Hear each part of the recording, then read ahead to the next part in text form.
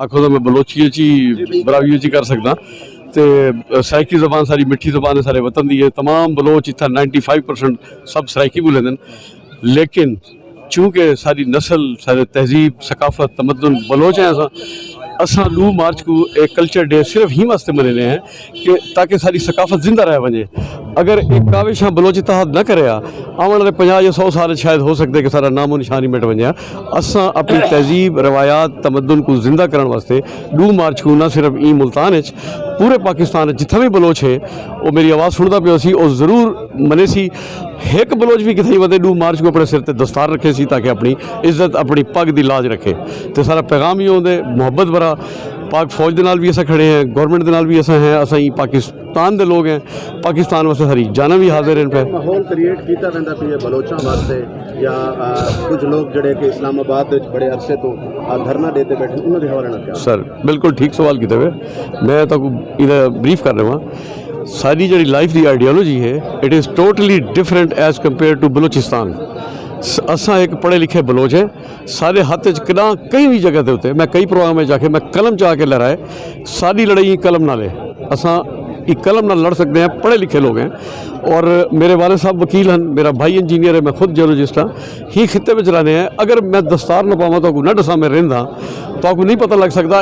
It has been proved कि असा तुहारी कौमां विच रच बच सकते हैं। सारे अंदर वो सलाहियत मौजूद हैं।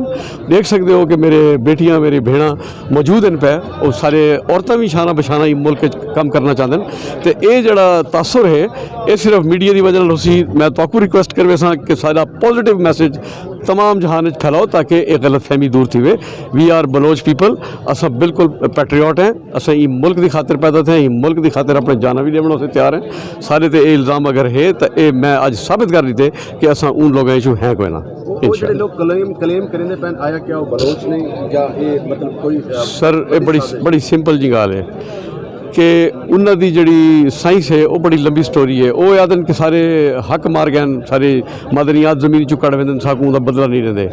चूँकि असा अखी तक खोली है सारे कबर ही थी हैं। मैं डिटेल्स मेरे को नहीं पता। It is in between government and the people of Balochistan. इन दोहां के दरमियान ये मसाइल हैं। और मैं तो अज बेहतरीन एक तौर मेरे जहन च आ गई है गाल कि अज अगर रियासत चाहे बलोच इत्तेहाद एक ब्रिज का रोल अदा कर सकती है। वो क्योंकि सारा खून है उन्होंने बन के अस पॉजिटिव मैसेज रियासत का दे सकते हैं कि आओ बाबो जेडे तुहारे ऑब्जरवेशन हैं कुछ रियासत अपने आप को ठीक करे, गलतियां को सुधारे। कुछ सारे फिरा जो गलत हैं मैं ये डिसाइड ही नहीं कर सकता कि कौन गलत है, मगर सारे को अगर कोई कम गिरने अस हाजिर हैं पाकिस्तान वास्ते। साकू एक ब्रिज का किरदार अदा करने वास्ते साकू छोड़े उन्होंने गाल करे ने उन्होंने मसाइल सुनो उन्होंने पैगाम ताकू देने तो पैगाम उथा साकू कोई बंदा नहीं खादा उथा। सब बलोच हैं, सारी जमीन नाल सारे रिश्ते हैं। मेरे प्यू डाले उथा सुते पैन तो ये तारी गाल बिल्कुल ठीक है। अगर रियासत चाहे अज तो मैं एज ए चेयरमैन मेरा वाइस चेयरमैन मेरे नाल है। असा सारी कौम हज़ारां लखां की तादाद मौजूद हैं। असा टुर पसूँ पूरा एक कबीला बना के उन्होंने गाल करे सूँ तो ये मसाइल इवें हल थी सकते हैं अगर रियासत खुद चाहे था। आखिर तो झोंक टीवी देखना है नाज़रीन को क्योंकि झोंक टीवी ने हमेशा तो अपने खित्ते की आवाज़ को बुलंद किया। तो क्या पैगाम? बड़ी अच्छी गाल है।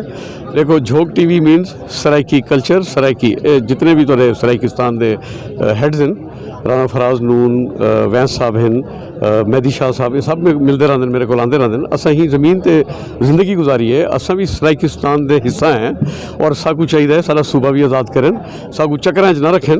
जी भी हुकूमत आती है मिठी गोली दे के साउथ पंजाब तो वोट गिन के चली वेंदी है, दिस इज़ नॉट राइट। ये फेयर गाल कोई नहीं, इवें नहीं करना चाहिए। जिन्हों लोगों के हक रियासत मारी पई है मेरी ये रिक्वेस्ट है कि उन्होंने वापस लेवे ताकि डिवीजन ईजीली थी सकती है। बहुत आसानी नाल काम मैनेज थी सकते हैं अगर तुहारी नीयत करन दी होवे तो।